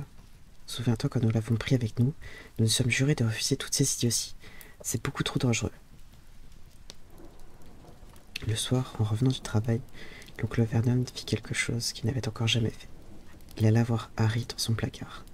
« Où est ma lettre ?» demanda Harry. « Merci beaucoup pour la cam. » Au moment même où l'oncle Vernon se faufilait dans le placard. « Qui est-ce qui m'a écrit ?»« Personne. La lettre a été adressée par erreur, répondit l'oncle Vernon. Je l'ai brûlée. Ce n'était pas une erreur, protesta Harry avec colère. Il y avait l'adresse de mon placard sur l'enveloppe. Silence, cria l'oncle Vernon. 2 araignées tombèrent du plafond. Il respira profondément à plusieurs reprises, puis il se força à sourire, d'un sourire qui avait l'air singulièrement douloureux. Justement, Harry, au sujet de ce placard, ta tante et moi, nous avons réfléchi. Tu commences à devenir un peu trop grand pour rester ici. Nous avons pensé qu'il serait peut-être préférable que tu déménages dans la deuxième chambre de Dudley. Quoi demanda Harry. Ne pose pas de questions, répliqua sèchement son oncle. Prends tes affaires et monte là-haut. Il y avait 4 chambres dans la maison des Dursley. Une pour l'oncle Vernon et la tante Pétunia, une chambre d'amis qui servait généralement à Marge, la sœur de Vernon, une où Dudley dormait et une autre où Dudley mettait tous ses jouets et tout ce qui n'entrait pas dans la première. Un seul voyage suffit à Harry pour transporter toutes ses affaires dans la chambre. Il s'assit sur le lit et regarda autour de lui. Presque tous les objets qu'il voyait étaient cassés. Le caméscope était posé sur un petit char d'assaut qui fonctionnait toujours, avec lequel Dudley avait écrasé le chien du voisin. Je me souvenais pas de ça. Dans un coin, il y avait la première télévision de Dudley, qui avait éventré d'un coup de pied un jour où son émission préférée avait été annulée. Il y avait aussi une grande cage dans laquelle avait autrefois vécu un perroquet que Dudley avait échangé à l'école contre une carabine à air comprimé. La carabine posée sur une étagère était complètement tordie depuis le jour où Dudley s'était assis dessus. Les autres étagères étaient remplies de livres. C'étaient les seules choses auxquelles il semblait n'avoir jamais touché. Du rez-de-chaussée montaient des hurlements de Dudley qui s'adressait à sa mère. « Je veux pas de lui là-dedans !» criait-il. « J'ai besoin de cette chambre, fais-le sortir !» Harry soupira et s'étendit sur le lit. La veille, il aurait donné n'importe quoi pour avoir cette chambre. Aujourd'hui, il aurait mieux aimé rester dans son placard avec ses lettres, plutôt que d'être ici sans avoir le droit de la lire. Pendant le petit déjeuner du lendemain, tout le monde resta silencieux. Dudley était en état de choc. Il s'était égosillé, avait frappé son père avec sa canne, s'était fait vomir exprès, avait donné des coups de pied à sa mère et jeté sa tortue à travers le toit de la serre, sans parvenir à récupérer sa chambre. Harry repensait à ce qui s'était passé la veille à la même heure, et il regrettait amèrement de ne pas avoir ouvert sa lettre pendant qu'il était tout seul dans le hall d'entrée. L'oncle Vernon et la tante Pétunia échangeaient de sombres regards. Lorsque le courrier arriva, l'oncle Vernon, qui s'était efforcé de se montrer aimable avec Harry, envoya Dudley le chercher. Ils l'entendirent donner des coups de canne un peu partout sur son chemin, puis il se mit à hurler. « Il y en a une autre, Monsieur Harry Potter, dans la plus petite chambre du 4 Priory Drive. » L'oncle Vernon poussa un cri étranglé et se précipita dans le hall d'entrée, Harry sur ses talons. L'oncle Vernon dut se battre avec Dudley et le faire tomber par terre pour essayer de lui arracher la lettre, ce qui était d'autant plus difficile que Harry avait attrapé l'oncle Vernon par derrière en lui serrant le cou. Après quelques instants d'un furieux combat, au cours duquel chacun prit de nombreux coups de canne, l'oncle Vernon se releva, le souffle court, la main crispée sur la lettre destinée à Harry. « Va dans ton placard, je veux dire, dans ta chambre, » dit-il à Harry d'une voix rauque. « Et toi, Dudley, va-t'en, file. » Inlassablement, Harry faisait les 100 pas autour de sa chambre. Quelqu'un savait qu'il avait déménagé de son placard et semblait également savoir qu'il n'avait pas reçu la première lettre. Cela signifiait sûrement qu'il essaierait encore. Et cette fois, il s'arrangerait pour que la lettre lui parvienne. Il avait un plan. Le lendemain matin, le vieux réveil rapistolet sonna à 6 heures. Harry s'arrêta aussitôt à la sonnerie et s'habilla en silence pour ne pas réveiller les Dursley. Puis il descendit l'escalier sans faire le moindre bruit et sans allumer les lumières. Il alla attendre que le facteur arrive au coin du Private Drive et lui demandait de lui donner la lettre du numéro 4 en premier. Le cœur battant, il traversa le hall d'entrée en direction de la porte. Ah! Harry fit un bond. Il venait de marcher sur une grosse chose molle étalée devant la porte, une chose vivante. Des lumières s'allumèrent au premier étage. Il se rendit compte avec horreur que la grosse chose molle était en réalité la tête de son oncle. L'oncle Vernon avait passé la nuit devant la porte, dans un sac de couchage, pour empêcher Harry de réussir ce qu'il avait tenté de faire. Après l'avoir traité de tous les noms pendant près d'une demi-heure, l'oncle Vernon ordonna à Harry d'aller lui préparer une tasse de thé. Découragé, Harry s'en allait dans la cuisine en traînant des pieds. Mais lorsqu'il revint, le courrier était déjà entre les mains de son oncle. Il aperçut 3 lettres à l'encre verte qui lui étaient adressées. « Je veux mes... » commença-t-il, mais l'oncle Vernon était déjà en train de les déchirer sous ses yeux. Ce jour-là, l'oncle Vernon n'alla pas travailler. Il resta à la maison et cloua une planche devant la boîte aux lettres. S'ils n'arrivent pas à nous les faire parvenir, ils finiront par laisser tomber, dit-il à la tante Pétunia, la bouche pleine de clous. Je ne sais pas si ça servira à grand-chose, Vernon. Pétunia, ces gens-là sont très différents de nous. Ils ne raisonnent pas comme toi et moi, répliqua-t-il, en essayant de planter un clou dans le morceau de cake que la tante Pétunia venait de lui apporter. Le vendredi, 12 lettres pour Harry arrivèrent. Comme la boîte aux lettres était inutilisable, ils avaient été glissés tout autour de la porte. Les unes d'elles avaient réussi à s'introduire à travers le vasistas dans les toilettes du rez-de-chaussée. Ce jour-là également, l'oncle Vernon restait à la maison. Après avoir brûlé toutes les lettres, il reprit son marteau et ses clous, et boucha à l'aide de planches toutes les interstices autour des portes de devant et de derrière, si bien que personne ne pouvait plus entrer ni sortir. Il fredonnait un air, tout en travaillant et sursautant au moindre bruit. Le samedi, la situation devient incontrôlable. 24 lettres destinées à Harry furent introduites à l'intérieur de la maison. Elles avaient été roulées et dissimulées à l'intérieur de 2 douzaines d'œufs que le livreur, passablement déconcerté, leur avait passés par la fenêtre du salon. Pendant que l'oncle Vernon donnait des coups de téléphone furieux au bureau de poste et au crémier pour essayer de trouver un responsable auprès de qui protester, la tante Pétunia réduisit les lettres en bouillie dans son mixeur. « Mais qui peut bien avoir envie de t'écrire à ce point ?» demanda Dudley abasourdi. Le dimanche matin, l'oncle Vernon avait l'air fatigué et malade lorsqu'il s'assit à la table de son petit déjeuner. Mais il paraissait heureux malgré tout. « La poste ne fonctionne pas le dimanche, dit-il, d'un ton joyeux, en étalant consciencieusement de la marmelade sur son journal. Aujourd'hui, pas la moindre de ces fichues lettres. Au même moment, quelque chose tomba dans le conduit de la cheminée, avec un sifflement sonore, et il sentit un coup derrière la tête. Un paquet venait d'exploser dans le foyer de la cheminée en projetant une quarantaine de lettres qui volaient dans la cuisine comme des boulets de canon. Les Dursley se baissèrent pour éviter les projectiles, tandis que Harry essayait d'en attraper un au vol. « Dehors, dehors !» L'oncle Vernon saisit Harry par la taille et le projeta dans le hall d'entrée. Puis, dès que Dudley et la tante Pétunia eurent pris la fuite en se protégeant le visage de leurs bras, il claqua la porte de la cuisine. Derrière le panneau, on entendait les lettres qui continuaient à voler et rebondissaient contre les murs et le carrelage. « Cette fois-ci, ça suffit, » déclara l'oncle Vernon, qui s'efforçait de parler d'une voix calme, tout en arrachant des touffes de poils de sa moustache. « Je veux tout le monde prêt à partir dans 5 minutes. On s'en va, emporter simplement quelques vêtements et pas de discussion. » Il paraissait tellement menaçant que avec sa moustache dégarnie que personne n'osa plus faire un geste. 10 minutes plus tard, après avoir arraché les planches qui contenaient la porte, ils montèrent dans la voiture et qui fonça vers l'autoroute.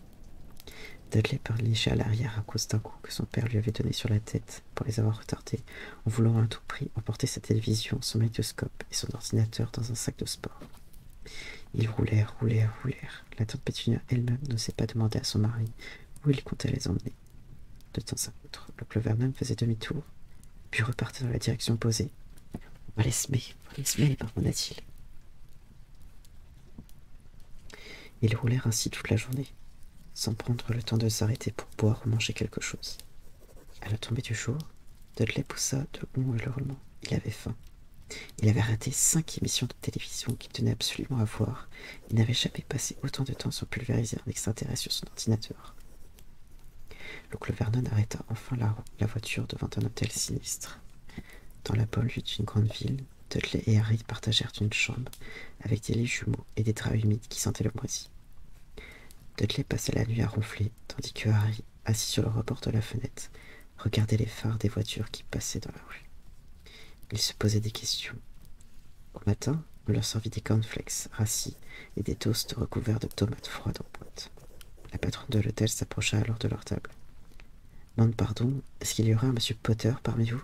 Parce que j'ai une centaine comme ça à la réception. » Elle tenait à la main une enveloppe sur laquelle on pouvait lire cette adresse écrite à l'encre verte. « Monsieur Harry Potter, chambre 17, hôtel du Rail, Carbone-les-Mines. » Harry essaya de s'emparer de la lettre, mais l'oncle Vernon l'en empêchait d'un geste de la main. La patronne les regardait d'un air aigri. « Je m'en occupe, » dit l'oncle Vernon, se levant immédiatement en le suivant dans l'hôtelière, hors de la salle à manger. Et si nous rentrions à la maison, suggère timidement tante Pétunia quelques heures plus tard. Mais l'oncle Vernon ne semblait pas l'avoir entendu. Personne ne comprenait ce qu'il cherchait. Il les conduisait au milieu d'une forêt, sortit de la voiture, inspecta les alentours, hocha la tête, puis remonta dans la voiture et le repartirent. Il recommença ensuite le même manège au beau milieu d'un champ labouré, à mi-chemin sur un pont suspendu, puis au sommet d'un parking à étages. Vers la fin de l'après-midi, l'oncle Vernon s'arrêta dans un village au bord de mer, enferma tout le monde dans la voiture et s'en alla. « Papa est devenu fou ?» demanda Dudley, d'un ton morne à la tante Pétunia. La pluie commença à tomber, de grosses gouttes martelaient le toit de la voiture. Dudley pleurnichait bruyamment. « C'est lundi, dit-il à sa mère, le jour de mon émission préférée. Je veux qu'on aille quelque part où il y aurait une télévision. » Lundi pouvait faire confiance à Dudley. Il ne se trompait jamais sur les dates, à cause des programmes de télévision. Harry se souvint tout à coup que le mardi suivant, c'est-à-dire le lendemain, ce serait le jour de son 11e anniversaire. Oh, bien sûr, ces anniversaires n'avaient rien de bien réjouissant. L'année précédente, les Dursley lui avaient offert un cintre et une paire de vieilles chaussettes qui avaient appartenu à l'oncle Vernon. Mais quand même, on n'avait pas 11 ans tous les jours. L'oncle Vernon revint en portant sous le bras un paquet long et fin. Il sourit, mais refusa de répondre à la tante Pétunia lorsqu'elle lui demanda ce qu'il avait acheté. « J'ai trouvé l'endroit idéal, dit-il. Allez, venez, tout le monde dehors. »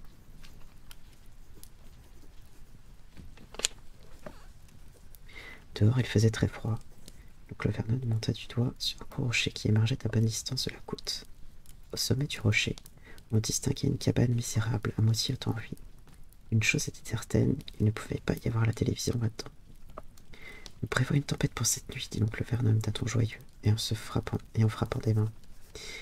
Et monsieur a été assez aimable pour nous prêter son bateau. » Un vieil homme édenté s'approcha d'eux d'un pas raide. Avec un sourire à faire froid dans le dos, il montra d'un geste de la main une vieille barre qui se balançait à la surface de la mer, d'un gris métallique. « J'ai déjà acheté des provisions, dit l'oncle Vernon. Il ne reste plus qu'à embarquer. » Il faisait un froid polaire à bord de la barque. La pluie et les embruns s'essuyaient dans leurs cous et un vent glacé leur fouettait le visage. Il sembla s'écouler des heures avant qu'ils atteignent enfin le rocher. Glissant à chaque pas sur la pierre humide, l'oncle Vernon les conduisait à la masure. L'endroit était épouvantable. Il régnait une terrible odeur talc. Le vent sifflait à travers les fissures des murs blanches et la cheminée humide ne comportait pas la moindre bûche. Il n'y avait que 2 pièces. Les provisions de l'oncle Vernon étaient plutôt maigres. Un paquet de chips pour chacun et 4 bananes. Il essaya de faire du feu, mais les emballages de chips vides se consommaient et ne parvenaient qu'à produire qu'un peu de fumée. « C'est maintenant qu'on aimerait bien avoir quelques-unes de ces lettres pour faire un bon feu, dit joyeusement l'oncle Vernon. Il était de très bonne humeur. De toute évidence, il était convaincu que personne ne parviendrait à braver la tempête pour leur apporter du courrier dans cet endroit. Harry songea qu'il avait raison, mais cette pensée ne le réjouissait guère. Lorsque la nuit tomba, la tempête annoncée se mit à souffler autour d'eux. L'écume des vagues qui se fracassaient contre le rocher inondait les murs de la cabane et un vent féroce faisait trembler les fenêtres crasseuses.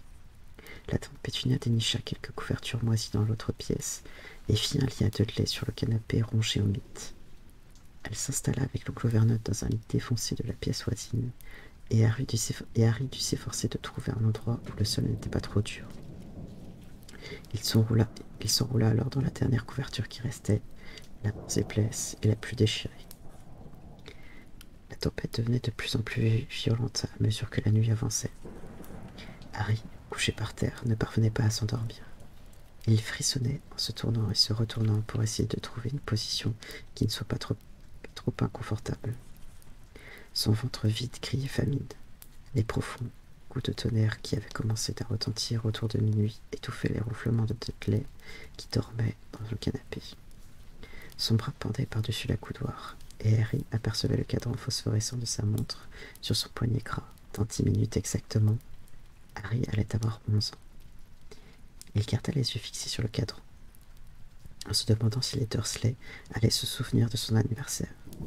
Il se demandait également où se trouvait l'auteur des lettres en cet instant. Plus que 5 minutes. Harry entendit quelque chose grincer en dehors. Il espérait que le toit n'allait pas s'effondrer, même s'il n'aurait alors plus chaud. Plus que 4 minutes. À leur retour, il y aurait peut-être tellement de lettres dans la maison de Prairie Drive qu'il arriverait à en attraper une. 3 minutes. Était-ce la mer qui grognait aussi violemment contre le rocher? Plus que 2 minutes. Et ce drôle de craquement, qu'est-ce que c'était? Le rocher menaçait-il de s'effondrer? Plus qu'une minute, et il aurait 11 ans. 30 secondes, 20, 10, 9. Et s'il réveillait Dudley, rien que pour l'énerver? 3, 2, 1. Poum, poum. Toute la cabane se mit à trembler. Harry se redressa brusquement, le regard figé vers la porte. Dehors, quelqu'un frappa contre le panneau.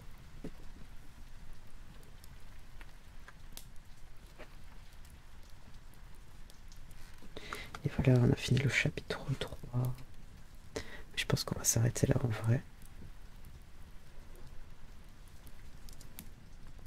Hop, je remets la cam. On va s'arrêter là, parce qu'on sera au chapitre 4. Du coup, pour la prochaine fois, si ça vous dit qu'on continue à lire Harry Potter, et vous qui me direz. Je vais terminer le live tranquillement. Bisous à tout le monde. Bonne nuit. Dormez bien.